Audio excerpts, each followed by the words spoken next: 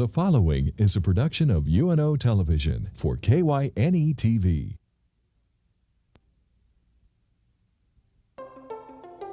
Consider This with Carol Schrader, a news and information program recorded on the campus of the University of Nebraska at Omaha. From the Fireside Lounge in the Milo Bale Student Center, here is your host, Carol Schrader. Consider this, a major battle in the property tax issue will be fought next Tuesday night.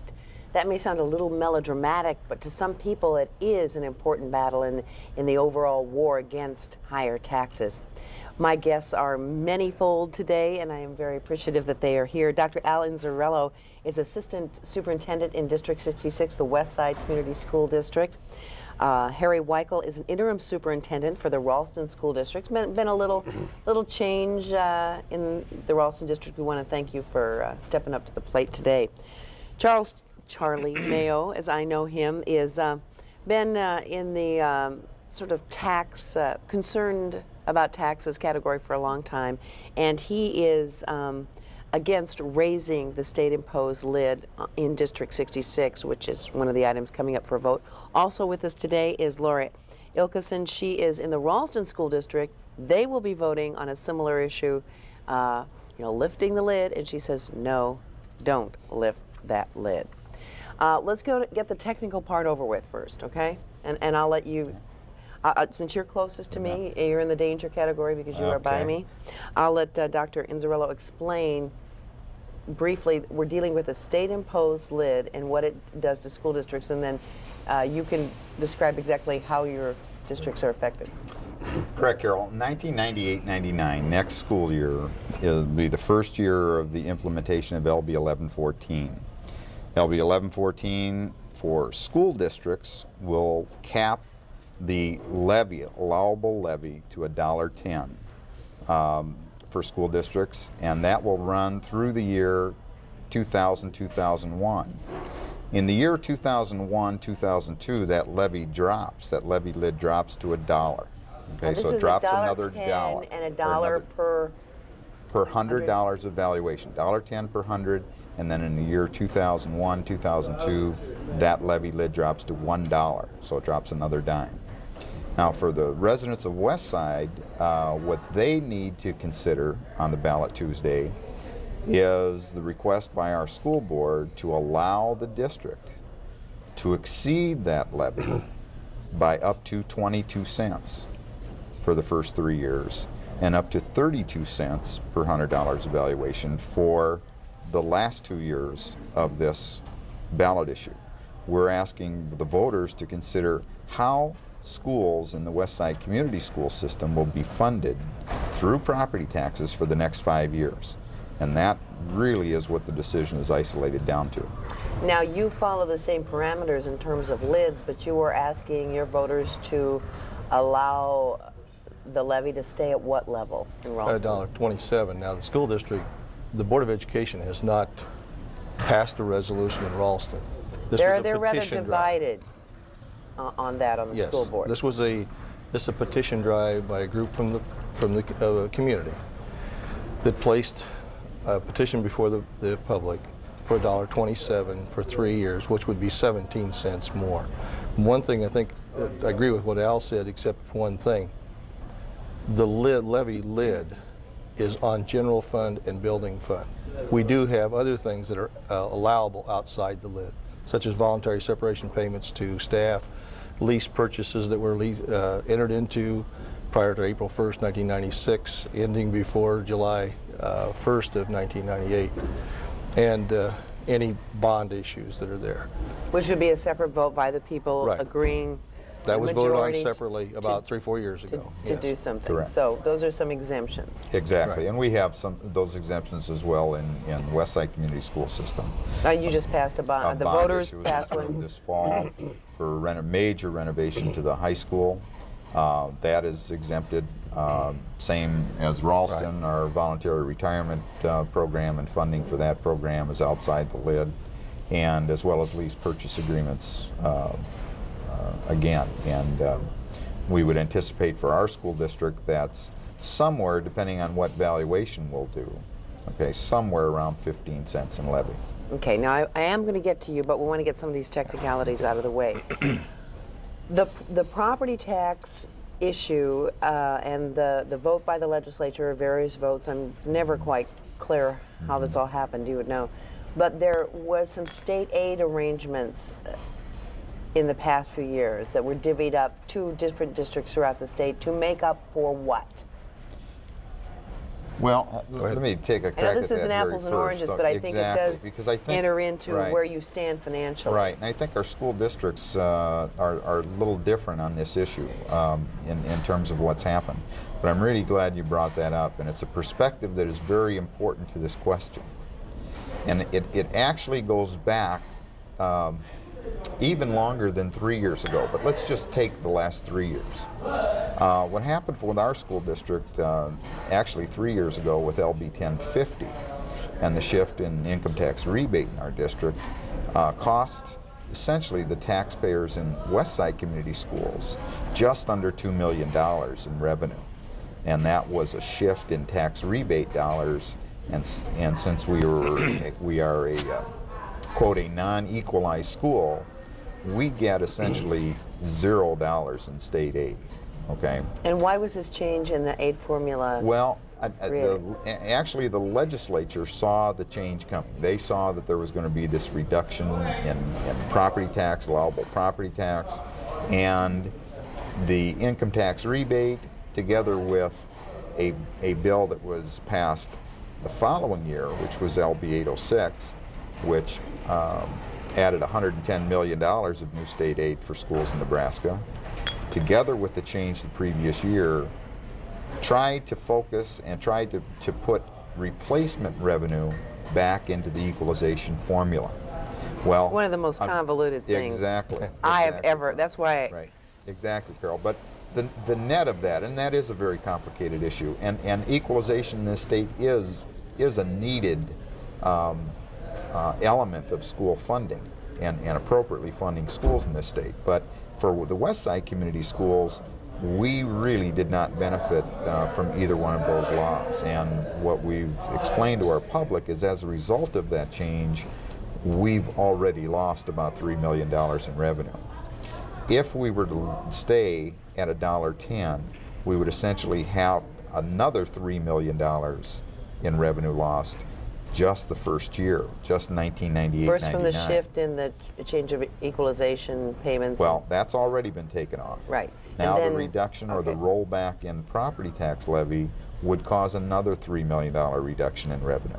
How's Rawls? Oh, I'm sorry. Oh, How's, and then that's complicated even further when the levy cap goes to $1, and then that spread is actually well over $5 million. Ralston. For the first time, we'll be in an equalized district next year, and we'll actually receive about $2 million more than we have in the past, which was different than what Westside had. Tale of two districts. Huh? A little bit, at least, in that regard. And let's get into the nitty-gritty of the lid and whether it should remain in effect as prescribed by law or whether it should be lifted by the voters. Let's give you folks a voice so we know what you sound like. Charlie, Laura, when this all came out, your gut reaction was probably something like, and I'll just start the sentence, we pay enough taxes. And it's killing us. I would like to make some comments and observation. Now, you mentioned 806. Did you mention 806A? Well, 806A is the companion bill to 806. 806 was the funding formula. 806A provided the $110 million. Well, 806 actually changed the formula, redistribution of funds to the Correct. different school districts. That's correct. Well, did that have an effect on your system? Sure did. How much did you get out of it? We essentially lost money on that You whole reconfiguration. And what did you get from of the formula. 806A? Well, they're companion bills, Harry, Charlie. So one goes with the other. What was the net addition- effect of both? The net effect of both was zero. I'm trying to figure where you're going. We're continuing to lose money under LB 1050 for the Westside Community Schools. Well, 806A was established by Senator Jerome Werner, who passed away and I wish was Right. living. And the intent was to provide $110 million as a stopgap measurement to assist the various schools as they go through the transition for 11-14. So you should have received some funds. Well, I'll let Harry respond too. And we do receive some state aid. The majority of state aid for our district, Charlie, as you well know, it comes in the form of our option payments. All right, and this is option payments which essentially reimburse Westside for educating in excess of 600 students that do not reside in our district. That And option into the district. That represents the majority of what we call state aid, but really it's in the form of option payments. Laura? Well, I would say that in regard to the Ralston district, it's not so much an issue of state aid as how much is enough. Ralston currently outspends, for example, Papillion La Vista by over a third on a per pupil basis.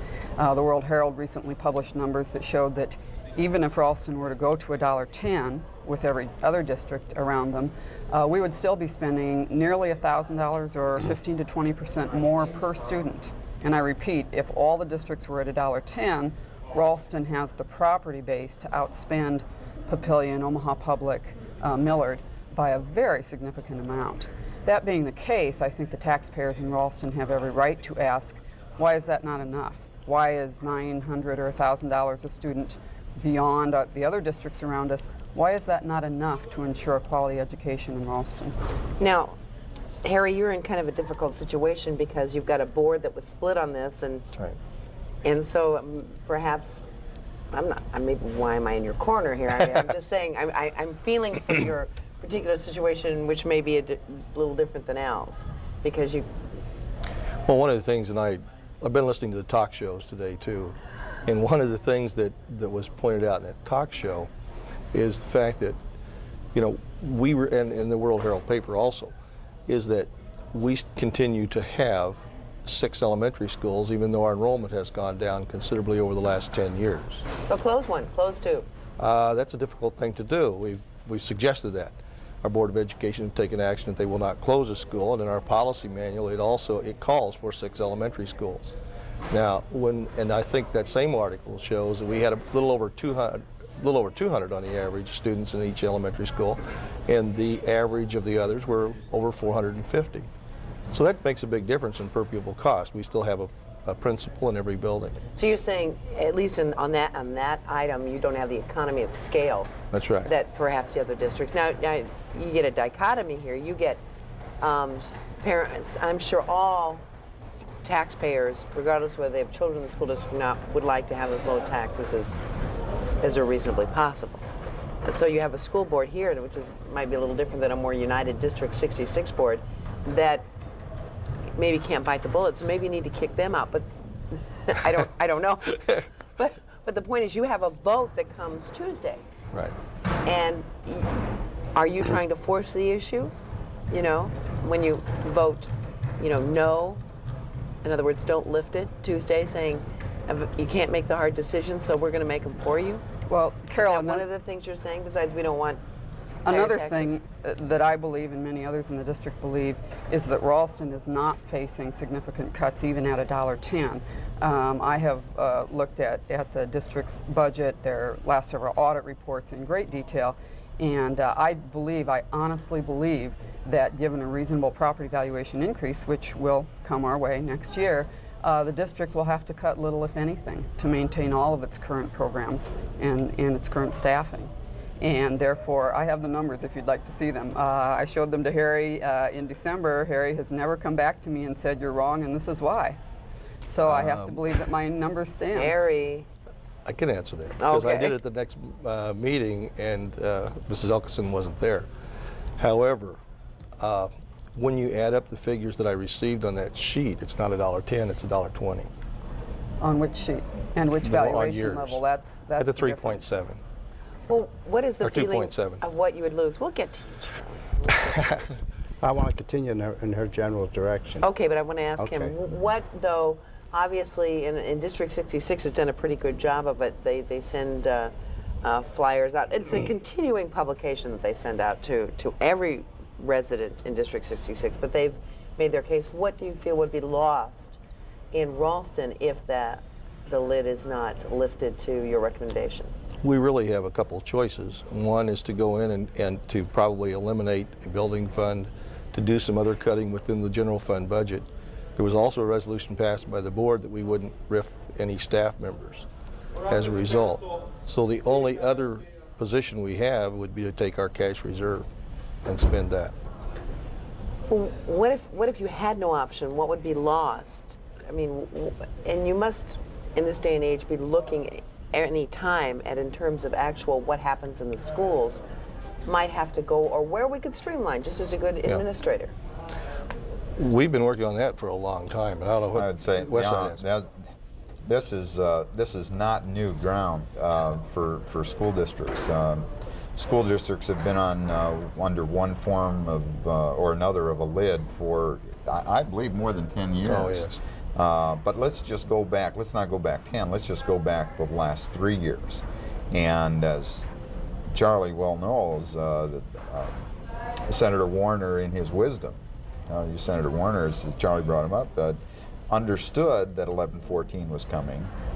There were a couple other issues out there too, of 411 and 412. Constitutional issues were on the table then as well. So the foresight of the legislature was, let's get a handle on the spending side as well. So 3 years ago, a spending lid of 2%, followed by a spending lid of 1%, followed by a spending lid, which is currently under in law right now, of 0% for this school year. So school districts have done this belt tightening for some period of time. I'll use Westside as an example. Last year alone, and we can take that 2, 1, and 0 and go backwards as to what happened in real dollars. Real dollar spending, budget-wise, for the Westside Community Schools was a reduction of almost $740,000 last year alone. The previous year, we had the lowest budget expenditure increase in the history of the school district, okay? While complying with the 2%, 1%, and 0% lids and put in effect by LB 299. Now, in advance of 1114, school districts across this state have had plenty of time to look at their financial issues, okay? For the Westside Community Schools, the issue became very clear very quickly.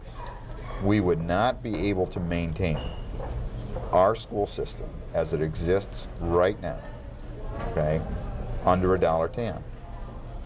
Even under the situation where we've actually reduced and contained costs, as I described, even over the last 3 years. So this cost-cutting, cost containment, while maintaining quality initiatives as well, has been in effect for some period of time. And I've just described what's in, for one school district, the last 3 years.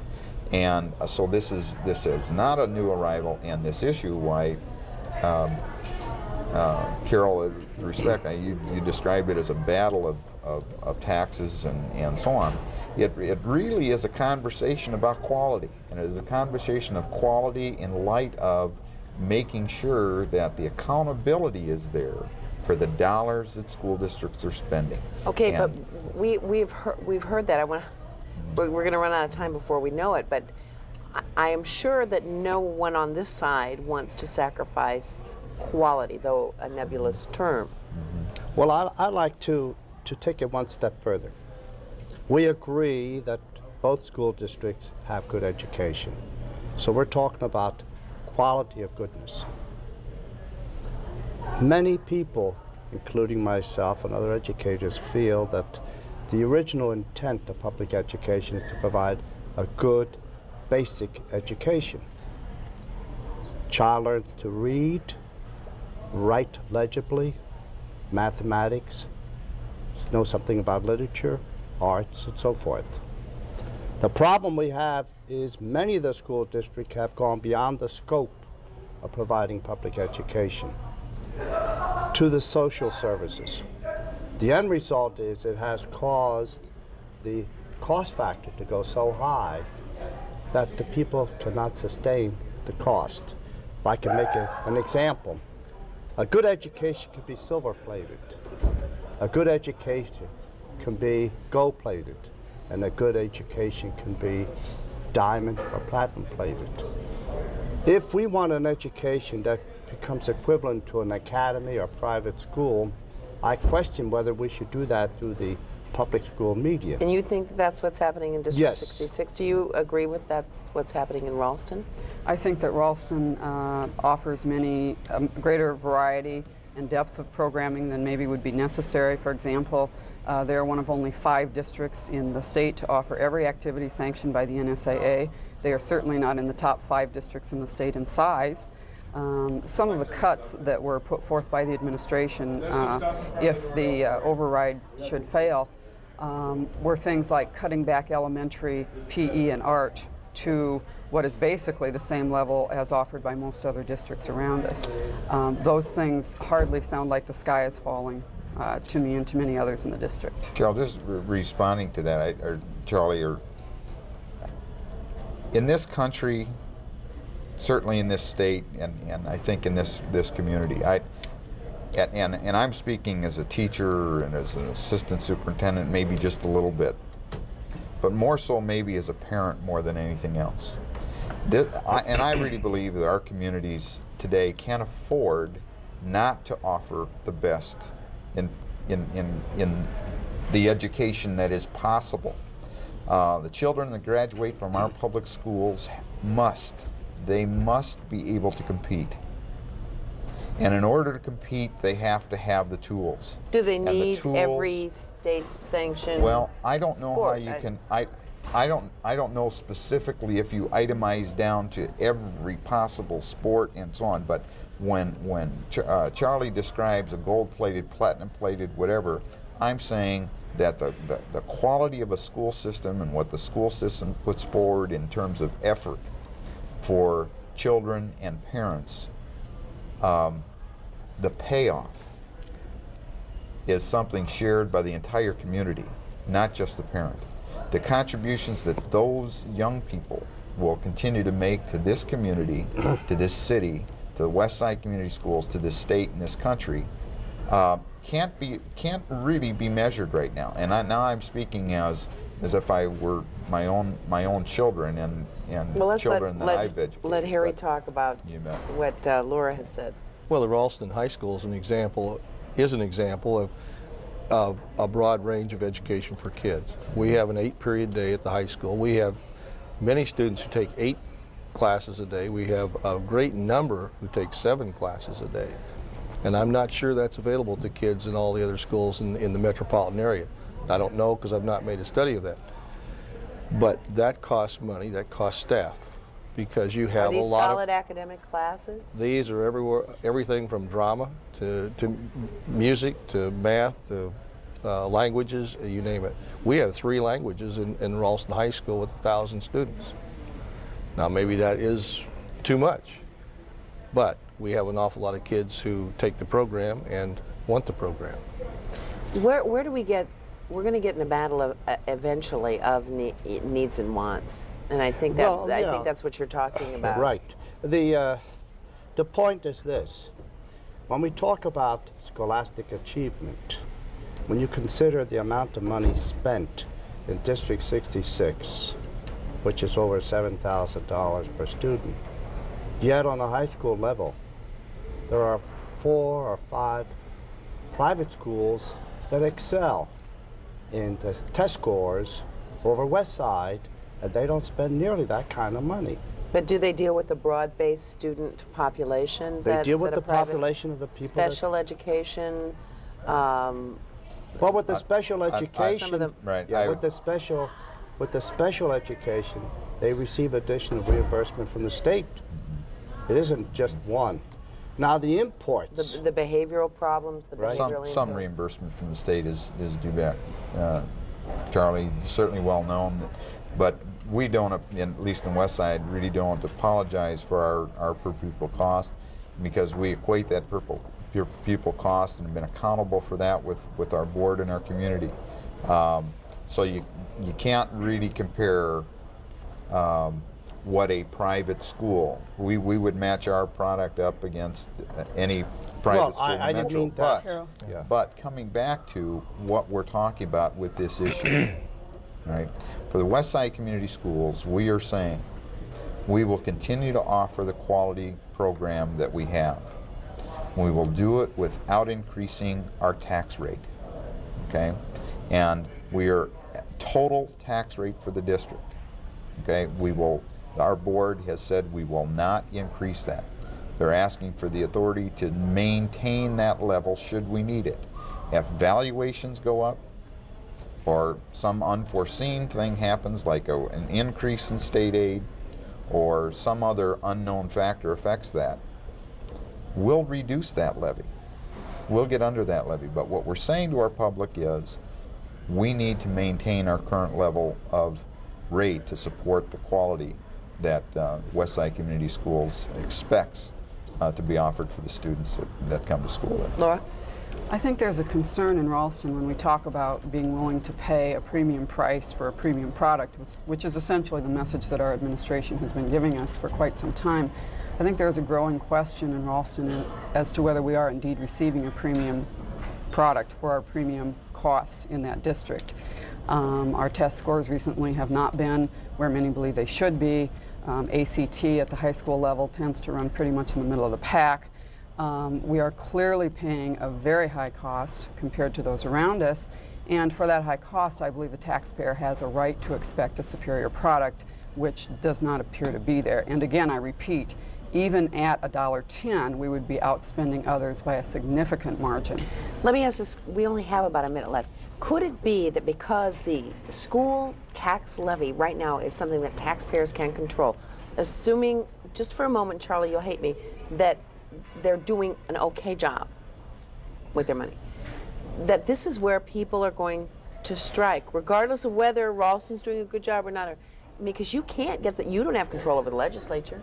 You don't have control over anything else, but boy, you can go to that voting booth and you can, I mean, people feel they have no control over the taxing situation.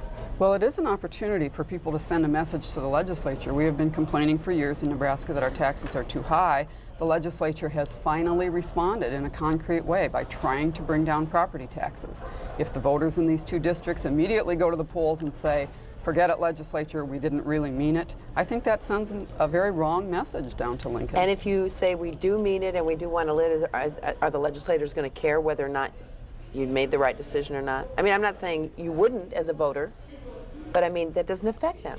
Carol, LB 1114, part of that law, and again going back to the wisdom of Senator Warner, was designed to allow local taxpayers and to afford them the opportunity to vote on this issue. Well, we've run out of time. I want to thank you so much. The issue is, if you live in these two districts, call your friends, call your district, find out what's going on, and do it right now, because we didn't solve the problem here. I want to thank you, ladies, gentlemen. Thank you for joining us on Consider This.